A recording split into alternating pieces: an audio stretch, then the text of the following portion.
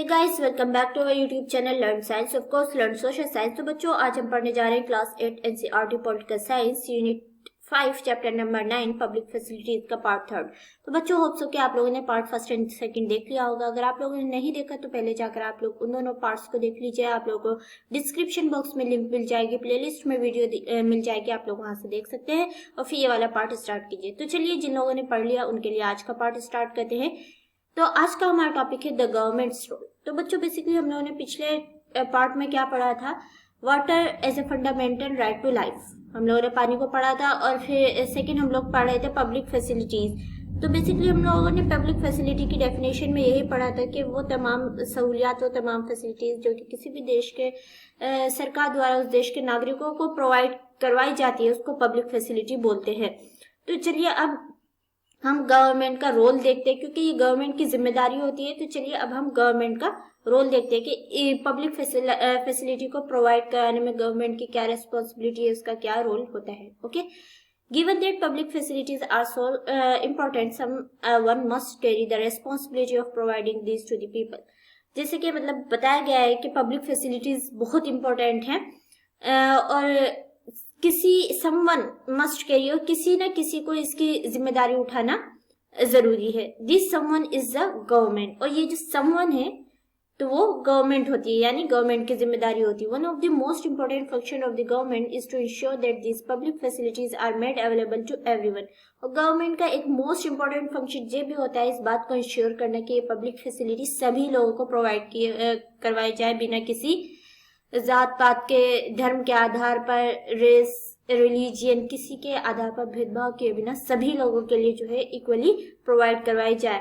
Late us try understand why the government and only the government must bear this responsibility.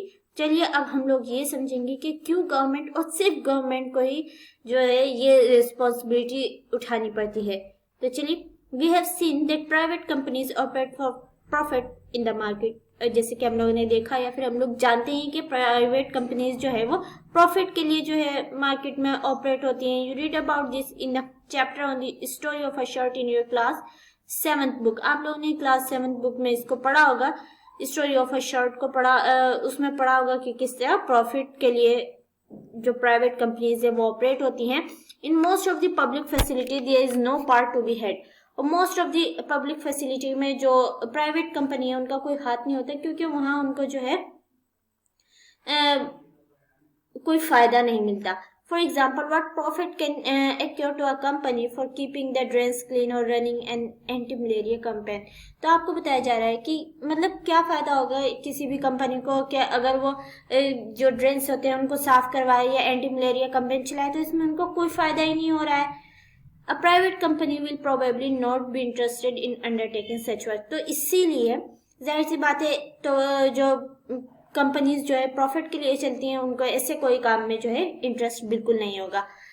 But for other public facilities such as school and hospitals, private companies may well be interested. लेकिन इसी तरह जो दूसरी public facilities है जैसे कि school है, hospital से प्राइवेट कंपनी को इनमें इंटरेस्ट होता है, क्योंकि we have many of this particularly in large cities. क्या हमें से बहुत सारे लोग जो है लार्ज सिटीज में रहते हैं, और इसलिए वो लोग इन सारी चीजों में इंटरेस्ट रखते हैं, क्योंकि इसमें बहुत ज्यादा फायदा होता है। स्कूल्स में, प्राइवेट स्कूल्स में कितना फायदा है कोई नहीं जानता बच्चों। Similarly, if you are living in a city, you will have seen private companies supplying water through tankers और supplying drinking water in sealed bottle.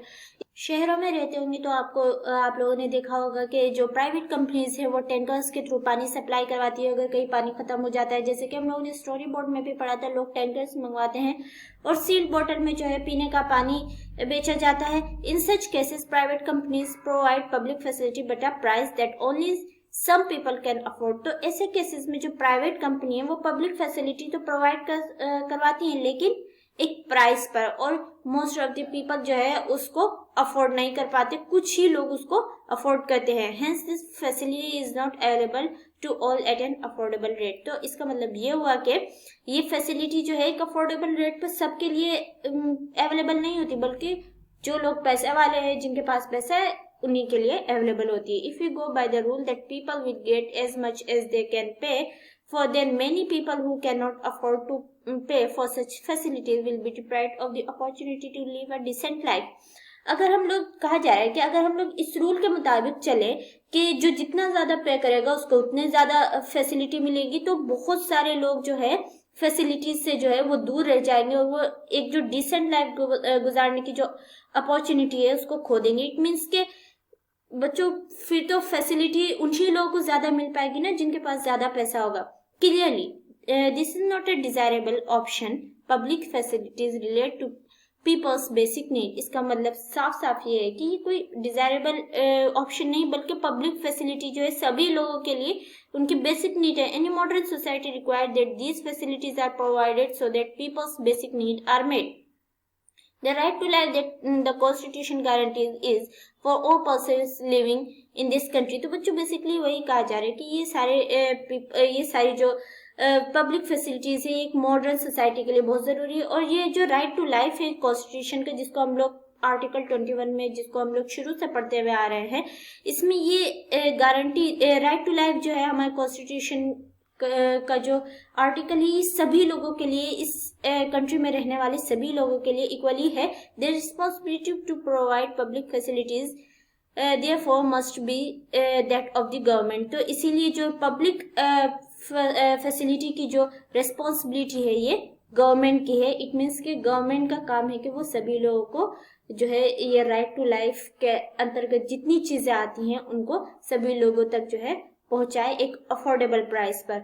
Okay, तो चलिए यहाँ पे आप लोगों को एक चार्ट दिया गया है जिसमें दिखाया गया है कि where does the government get money for public facilities. मतलब अब आप लोगों के जहन में ये बात आएगी कि जो गवर्नमेंट है अब उसको पानी सप्लाई कराना है, साफ सुथरा पानी चाहिए लोगों को, तो वो कहाँ से पैसे लाएगी। तो बच्चों इस वाले पूरे आप लोग चार्ट को पढ़ लीजिएगा कि जो गवर्नमेंट टैक्सेस लगाती है लोगों पर, इनकम टैक्स ऑफिसर्स जो होते हैं, और जो बजट पास किया जाता है जिसमें जो पिछला खर्च हुआ है उसका पूरा होता है लेखा जोखा, और जो आने वाले प्लान से उसको सरकार उसमें दिखाती है। तो इन सारी चीजों से और टैक्सेस लगा के आप लोग इसको पढ़ लीजिएगा, फिर आप लोगों को समझ में आ जाएगा कि यहाँ पे एक ग्राफ के द्वारा जो है दिखाया गया है कि किस तरह कहाँ गवर्नमेंट जो है मनी को स्पेंड करती है। चलिए बच्चों, तो ये है हमारा नेक्स्ट टॉपिक जो कि है water supply to Chennai, is it available to all. के वाटर जो चेन्नई में सप्लाई हो रहा है क्या ये सभी के लिए अवेलेबल है। तो चलिए पढ़ लेते हैं। While there is no doubt that public facilities should be made available to all, तो इस बात में तो कोई डाउट नहीं है कि पब्लिक फैसिलिटी पब्लिक के लिए ही होती है, वो सभी के लिए होती है। In reality we see that there is a great shortage of such facilities. और हकीकत तो ये है, जब हम हकीकत में देखते हैं तो इन पब्लिक फैसिलिटी की बहुत ज्यादा शॉर्टेज है, यानी ये सभी लोगों को इक्वली प्रोवाइड नहीं करवाई जाती या नहीं होती। In the rest of this chapter we will read about the provision of water which as we have seen in a public facility of great importance। इस चैप्टर में हम लोगों ने वाटर के प्रोविजन को पढ़ा है, जिसमें हम लोगों ने इसको एक बहुत इम्पोर्टेंट पब्लिक फैसिलिटी के रूप में हम इसको देख रहे हैं। Water supply in Chennai as we saw at the beginning of the chapter in market is marked by shortage. जैसे कि हम लोगों ने चेन्नई में वाटर की सप्लाई को देखा था शुरू में कि इसकी बहुत ज्यादा शॉर्टेज है चेन्नई में। Municipal supply meets only about half the needs of the people of the city. कि म्यूनिसिपल जो है सिर्फ उस सिटी में रहने वाले आधी लोगों की जरूरत को पूरा कर पाती है। ऑन एन एवरेज, एक एवरेज पर अगर देखा जाए, there are areas which get water more regularly than others. कुछ एरियाज ऐसे जहाँ पर पानी जो है दूसरे एरियाज के मुकाबले ज्यादा रेगुलर है। Areas that are close to the shortage point get more water whereas colonies further away receive less water। और जो एरियाज जो शॉर्टेज पॉइंट के करीब हैं उन वहां पर पानी ज्यादा जाता है, और जो दूर है वहां पर पानी कम जाता है। इट मीन्स कि सभी लोगों की जरूरत के मुताबिक पानी नहीं मिल पाता। The burden of shortfalls in water supply falls mostly on the poor। और ये जो पानी के कमी का जो सबसे ज्यादा मसला होता है, तो बच्चों जैसे हम लोगों ने स्टोरी बोर्ड में भी पढ़ा था कि सबसे ज्यादा जो है स्लम एरियाज में पुअर लोगों के लिए मसला बन जाता है। The middle class when faced with water shortage, जब मिडिल क्लास जो है वाटर शॉर्टेज को फेस करते हैं, are able to cope through a variety of private means such as digging borewell, buying water from tankers and using bottle water for drinking.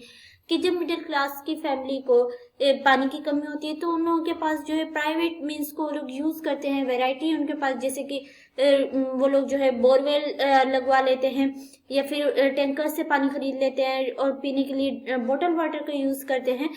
तो परेशानी किनको होती है? गरीबों को होती है। Apart from the availability of water, access to safe drinking water is also available to some and this depends on that on what one can afford.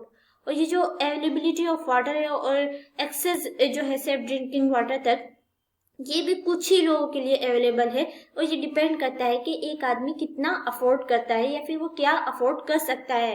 Once again the wealthy have more choices. और एक बार फिर हम लोग ये देखेंगे जो wealthy person है उनके पास बहुत सारी चॉइसेस होती है thanks to the booming market in bottle water and water purifier.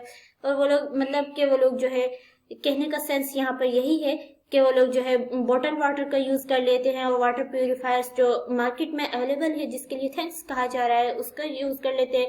People who can afford it have safe drinking water whereas the poor are again left out। People जो कि safe drinking water को afford कर सकते हैं वो लोग P लेते हैं सेफ ड्रिंकिंग वाटर, वो लोग उन लोगों को वो अफोर्ड करते हैं तो वो एक प्राइस पर उसको खरीद लेते हैं, जबकि जो पुअर पीपल हैं उनके साथ उल्टा ही होता है। In reality therefore it seems that it is only people with money who have the right to water. और सच और हकीकत में ऐसा लगता है रियलिटी में कि सिर्फ ये जो जिन लोगों के पास पैसे हैं उन्हीं लोगों को राइट टू वाटर उन्हीं लोगों के लिए है सिर्फ। A far cry from the goal of universal access to sufficient and safe water. कहा जा रहा है कि ये जो सिचुएशन है ये बहुत दूर है। जो एक गोल था universal access to sufficient and safe water का जो गोल था उससे बहुत दूर ये सारी चीजें दिखाई दे रही है। तो बच्चों ये सारी गवर्नमेंट की रेस्पॉन्सिबिलिटी है कि वो इन सारी निज़ाम को ठीक करे और सभी लोगों के लिए जो है एक अफोर्डेबल प्राइस पे जो है उनको पब्लिक फैसिलिटीज को प्रोवाइड करवा। तो चलिए बच्चों यहाँ पर आप लोगों का एक छोटा सा टॉपिक आ गया टेकिंग वाटर फ्रॉम फार्मर्स। अब यहाँ पर आप लोगों को ये दिखाने की कोशिश की जा रही है, ये बताया जा रहा है कि जो प्राइवेट कंपनीज जो वाटर अवेलेबल कराती है वो कहाँ से लेती हैं। तो चलिए आप लोग इसको पढ़ लीजिएगा, आप लोगों को समझ में आ जाएगा। तो चलिए बच्चों आज के लिए बस इतना ही। अगर आप लोगों को वीडियो समझ में आई हुई तो वीडियो को लाइक कीजिएगा और अगर आप हमारे चैनल लर्न साइंस पर न्यू है तो हमारे चैनल लर्न साइंस को जरूर सब्सक्राइब कीजिएगा। मिलते हैं अगली वीडियो में, तब तक के लिए गुड बाय।